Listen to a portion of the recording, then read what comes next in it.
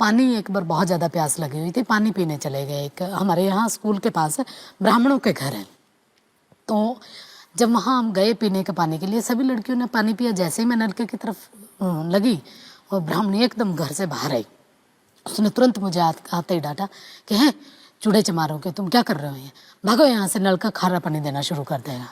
इतनी बुरी तरह से मतलब बोला, मतलब एकदम ठेठ, जो एक सीधा कास्टिज्म का जो बनता है। तब मुझे लगा कि कुछ है अलग, जो इस वर्दी की वजह से है। मतलब अदरवाइज तो किसी को क्या पता कि मैं कौन सी कम्युनिटी की हूँ। तो मुझे बड़ा गुस्सा आया, मैं घर गई, मैंने फटाफट अपना बस्ता फेंका और एकदम बंद कमरे में जाके बैठ के खूब रोई। तो मेरे चाचा मुझे बहुत प्यार करते थे, तो आए वो, उन्होंने कहा क्या हो गया। तो मैंने कहा आज के बाद मैं ये वर्दी पहन के नहीं जाऊँगी, इस वर्दी को या तो जला दो या फेंक दूंगी, मैं इस वर्दी को नहीं पहनना। तो मेरे चाचा पूछे बार बार कि क्या हो गया, मैंने उनको फिर पूरा बताया। तो मैंने मेरे चाचा से पूछा, उस एज में भी मान लो मैं पी लेती ये पानी, तो सच में खारा पानी देना शुरू करता है ये नल का। तो मेरे पिताजी ने कुछ नहीं कहा, बस ये कहा कि कुछ नहीं बेटा, मैं तुम्हारे लिए सफ़ेद कपड़ा लेके आऊँगा वर्दी का, और तुम उसको पहन के जाना। और मैंने फिर भी दोबारा जिद की, मगर मेरे को बताओ।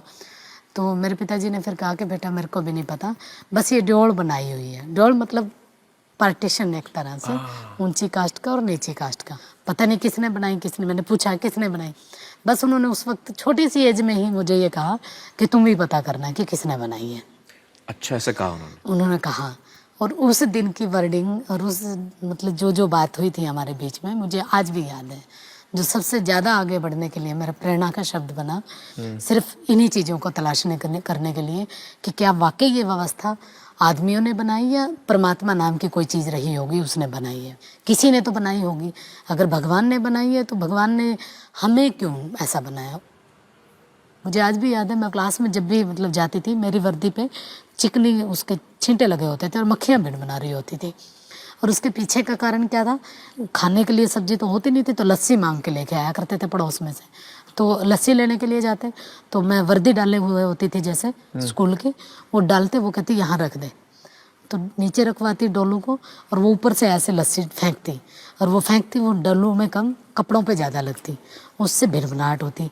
और इसको जब मैं मतलब मैंने जब धर्मशास्त्रों को जब पढ़ा, तब मैंने देखा कि इसके पीछे कारण क्या था। क्या? क्योंकि ऐसे मतलब पूरा शास्त्र हमारे ये बताते हैं कि इन लोगों को इस तरीके से रहना चाहिए कि इनके कपड़ों में से बदबू आए। उनको नया कपड़ा पहनने का अधिकार नहीं है, उनको जेवर पहनने का अधिकार नहीं है, वो उनको हमेशा झूठन खानी है, हमेशा दूसरे के दिया हुआ खाना, उनके उस पर उनको जीवित रहना है, अपने आप से कुछ नहीं लेना। आर्थिक रूप से हम लोग बहुत कमज़ोर थे, लेकिन ये रहा कि पिताजी को हमेशा मैंने हंसते हुए देखा।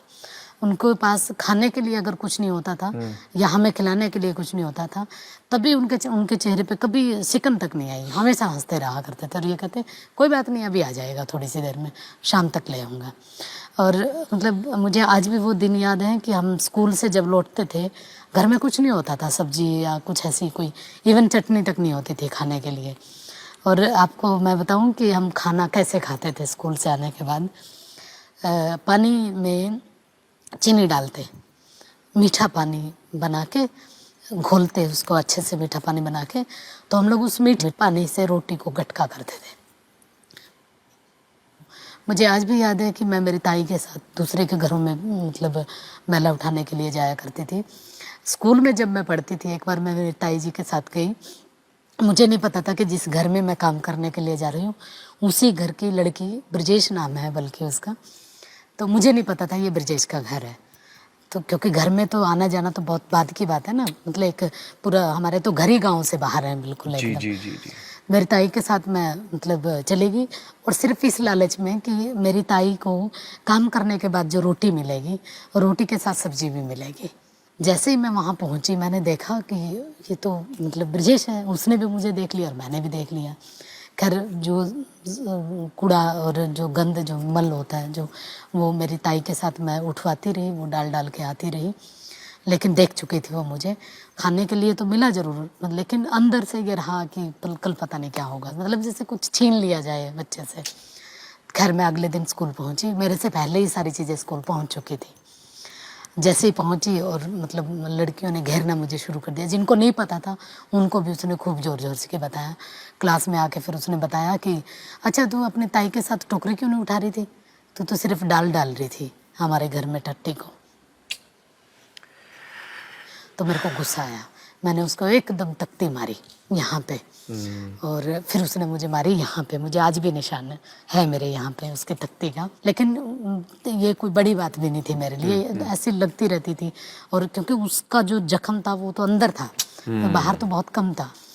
तो लेकिन जैसे ही वो लड़की घर पहुंची, फिर उसने अपने घर में बताया, तो उसके घर वाले एकदम मतलब, क्योंकि वो ऊपर कास्ट के थे, सीधा मेरे घर में आए उलाहना अच्छा, देने वो के गुस्से लिए। होके आ गए। गुस्सा हो गए और मेरे चाचा के पास एकदम आए। सीधे शब्दों में उन्होंने ये कहा कि चूड़ों की इतनी औकात कि हमारे बच्चों के ऊपर हाथ उठाए।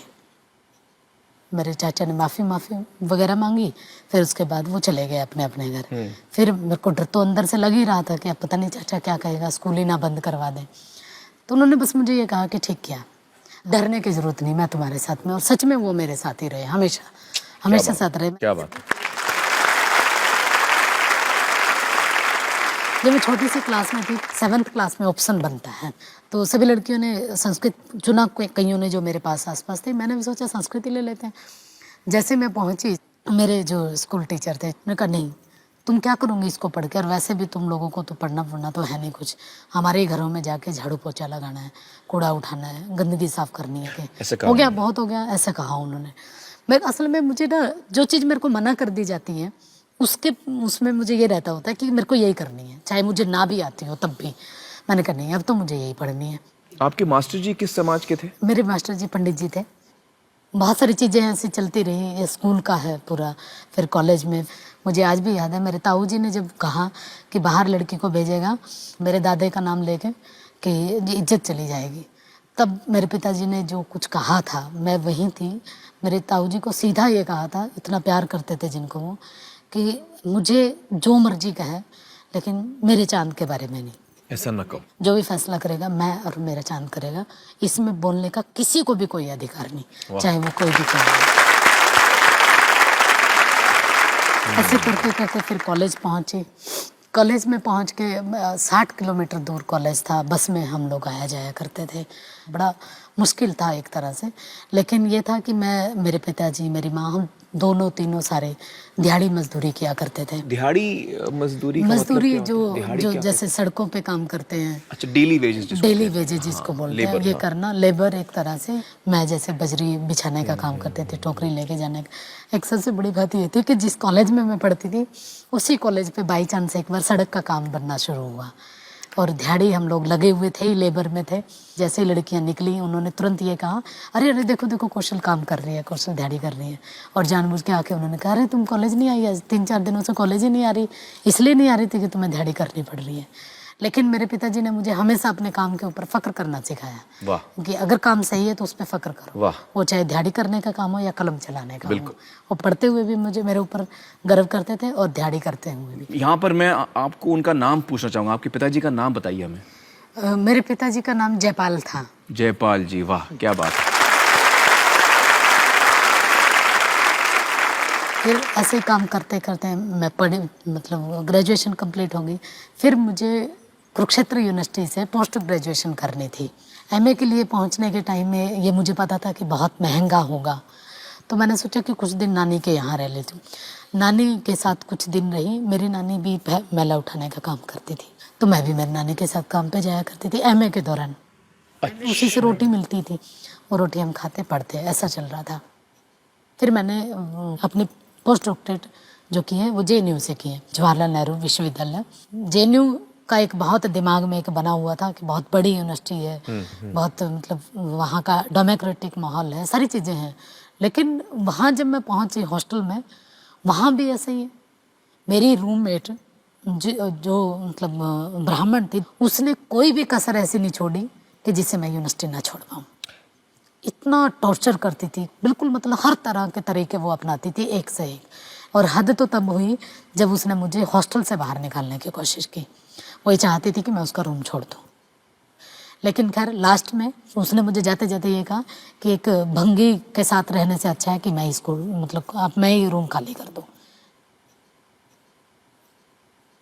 तो जेएनयू में भी, दिल्ली में भी आपको ऐसी चीजों का इसी सामना करना तरीके से, मतलब आप ये देखिए ना, हॉस्टल में इस तरीके से हो रहा है। और फिर उसके बाद इससे कई गुना कड़वा सच जब मैंने सुना, जिस बेंच पे मैं बैठती होती थी, ये कहा जाता था कि अगर जिस दिन किसी को ये पता लगा कि कौशल की ये कम्युनिटी है, जिस बेंच पे ये बैठती है, उस बेंच को हवन से शुद्ध करवाना पड़ेगा, उसको धोना पड़ेगा। और ये बात मैं ही सिर्फ नहीं जानती, मेरे गाइड भी जानते हैं। मैंने मेरे गाइड को सामने आके बताया कि ऐसे ऐसे करके एक स्टूडेंट मेरे बारे में ये कह रहा है। उस दिन के बाद मुझे लगा वाकई कि जेएनयू में आने का भी कोई फ़ायदा नहीं हुआ।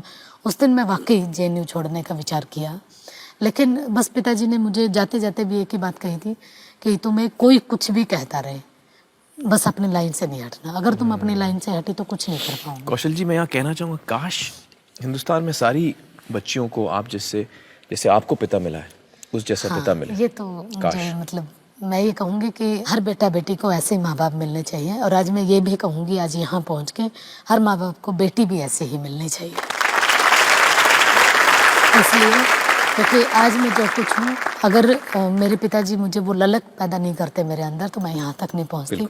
और मुझे अपने आप पे गर्व इस बात का है कि मैंने आज सब कुछ किया है वो जो मेरे पिताजी ने चाहा था। बस फ़र्क इतना है कि मैंने जिसके लिए किया वो आज नहीं है।